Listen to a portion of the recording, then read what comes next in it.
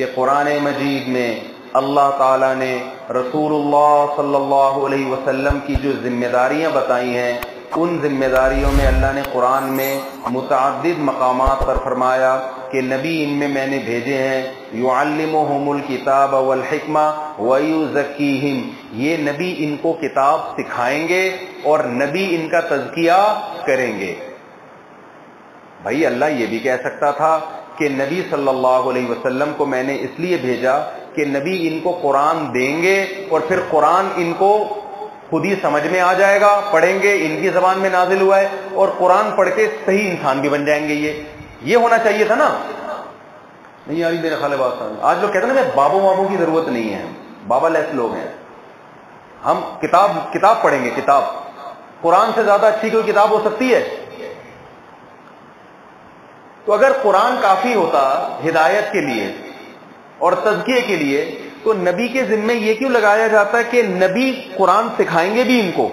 میری ایک منکرین حدیث سے مناظرہ ہوا، وہ کہنے لگا جب قرآن ہے تو ہمیں نبی سے سیکھنے کی کیا ضرورت ہے، قرآن تو خود کامل ہے۔ میں نے کہا قرآن کو آپ بھی مانتے ہو؟ وہ کہتا ہے ہاں۔ میں نے کہا قرآن خود کہہ رہا ہے یعلمہم الکتاب، نبی قرآن سکھائیں گے، تو یہ حدیثیں اگر حجت نہیں ہے تو نبی نے جو سکھایا تھا وہ گیا کہاں؟ تو اب قرآن کیسے سیکھیں ہم؟ کیونکہ نبی کا سکھایا ہوا تو آپ کہہ رہے ہو یہ بخاری مسلم میں غلط ہو گیا نا۔ یا تو کوئی کیسٹیں دکھا دو، پیغمبر کے اقوال کو کسی کیسٹ میں محفوظ کیا ہو، ہمارے پاس تو یہی کتابیں ہیں۔ تو اگر یہ غلط ہیں تو وہ نبی کا نے جو سکھایا ہے وہ صحیح، وہ کہاں گیا؟ تو کہتے ہیں نبی نے الگ سے کچھ نہیں سکھایا، یہ قرآن ہی نبی کا سکھایا ہوا ہے۔ میں نے کہا میرے بھائی قرآن کہہ رہا ہے کہ نبی قرآن سکھائیں گے۔ جب سکھایا جاتا ہے کسی چیز کو ڈیفائن کیا جاتا ہے، لِتُبَيِّنَ لِلنَّاسِ، نبی ڈیفائن کریں گے، ایک جگہ آتا ہے تو ڈیفائن اپنے الفاظ میں کیا جاتا ہے نا۔ اس کی ایک مثال ہے کہ دیکھو آپ کے ٹیچر آپ کو نیوٹن کا لا پڑھا رہے ہیں کہ جو چیز متحرک ہے ہمیشہ متحرک رہے گی جب تک اس کو روکنے والی کوئی قوت نہ ہو، اور جو ساکن میں ہے وہ سکون میں رہے گی جب تک اس کو ہلانے والی کوئی قوت نہ ہو۔ یہ نیوٹن نے ارشاد فرمایا اور دنیا سے چلا گیا۔ آپ نے یہ قانون، آپ لیکچرار تھے، آپ نے یہ قانون اسٹوڈنٹس کو، طلبہ کو پڑھ کے سنایا۔ طلبہ نے کہا سر آپ اس کو ڈیفائن کریں، آپ لِتُبَيِّنَ لِلنَّاسِ نا، تبیین، بیان کریں آپ اس کو۔ آپ نے وہی قانون دوبارہ پڑھ کے سنا دیا۔ اگلا کہے گا سر یہ قانون کی ورڈنگ تو ہم نے سن لی ہے، الفاظ تو ہم نے سن لی ہے، کائنڈلی اس کو ڈیفائن کریں نا۔ وہ کہہ رہے یہ ڈیفائن ہی کر رہا ہوں میں۔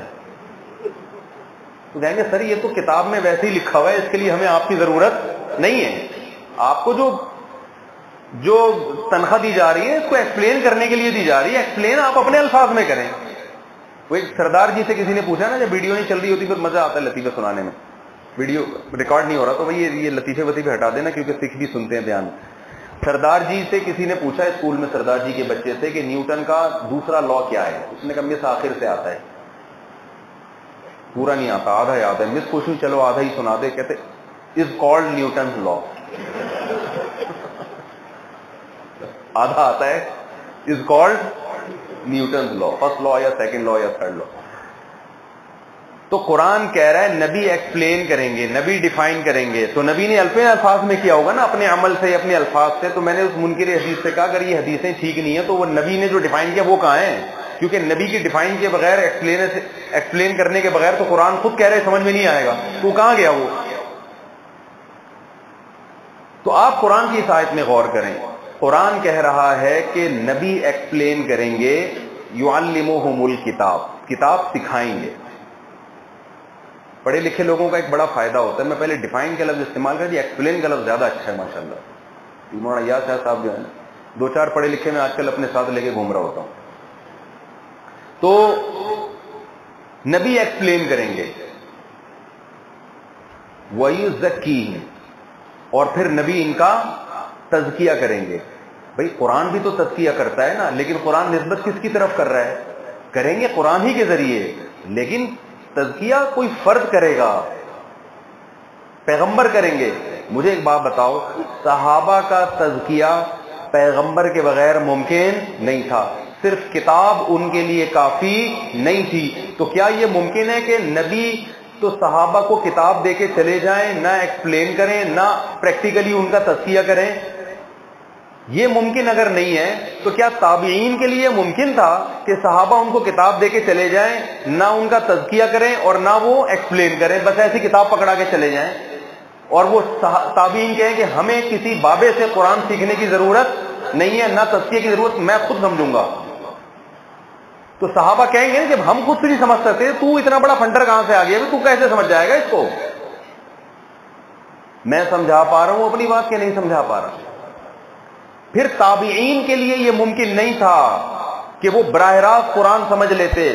صحابہ نے نبی سے سیکھا، تابعین نے ان سے سیکھا جنہوں نے نبی سے سیکھا ہے، پھر تبع تابعین نے ان سے سیکھا جنہوں نے ان سے سیکھا جنہوں نے ان سے سیکھا جنہوں نے نبی سے سیکھا. یہ سلسلہ آج تک تواتر کے ساتھ چلا آ رہا ہے. یہ بابوں کا جو سلسلہ ہے اس میں ذرا سا بھی ڈسکنیکٹ ہو گیا نا، کوئی بھی بابا مارکیٹ سے شارٹ ہو گیا صدیوں تک، اس کا مطلب آپ روحانی طور پر حلالی نہیں ہیں. يا أيها الذين آمنوا اتقوا الله وكونوا مع الصادقين